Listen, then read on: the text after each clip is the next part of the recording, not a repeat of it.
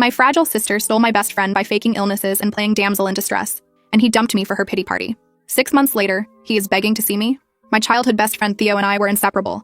We'd grown up next door to each other, building blanket forts in his backyard, sneaking cookies from his grandmother's kitchen, planning our futures like kids do. When we're 30, we'll live in houses next to each other, he'd say, with a gate between the yards, so we never have to walk around. Natalie was always there, watching from her bedroom window, too fragile for our adventures. I was valedictorian, got into Columbia on full scholarship, and landed a job at a tech startup that went public. Theo went to state school, studied business, and took over his family's restaurant chain. We stayed close through it all. You're killing it, he'd say when I got promoted to senior developer at 26. Natalie worked part-time at a boutique and claimed anything more triggered her anxiety. Must be nice being naturally gifted, she'd say at family dinners. Some of us have to struggle. The shift started when I bought my condo. Natalie suddenly developed opinions about Theo. He treats you like a buddy, not a woman, she said. Have you noticed how gentle he is with me? How he actually sees me? I hadn't noticed because it wasn't true, but Natalie had a way of planting seeds. She started showing up when we hung out, claiming she felt faint and needed air. Theo, raised to be a gentleman, would offer her water, his jacket, his concern. Your sister seems unwell, he'd say. Maybe we should include her more. Including her more meant our conversations became three-way negotiations where Natalie would steer everything toward her struggles.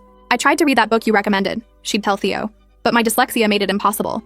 Unlike some people, reading doesn't come naturally to me. She didn't have dyslexia, she had laziness.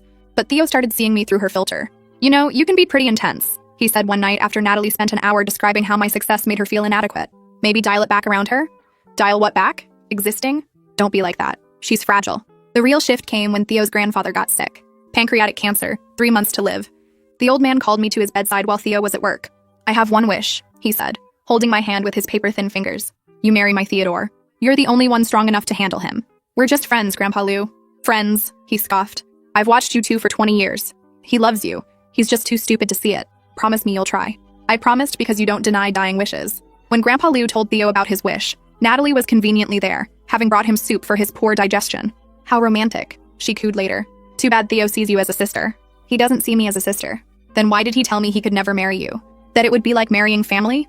Theo became distant, awkward. The engagement conversation was brutal. I can't marry you, Theo said. It wouldn't be fair to either of us. Your grandfather's dying wish isn't fair? He doesn't understand. I'm in love with Natalie. You're not in love with her. You pity her. That's cruel. Just because someone isn't as successful as you doesn't make them pitiful. No, but lying about medical conditions for attention does. She's not lying. You're just jealous that for once someone chooses her over you. That stung more than I expected. I left that night. Not dramatically, just packed up my life and took a job offer in Seattle. Didn't say goodbye, didn't explain, just disappeared. 6 months later, Theo called at 2 a.m. I could tell he was drunk before he spoke. Heard the bar noise in the background, glasses clinking. I fucked up, he slurred. I fucked up so bad. Theo, go home.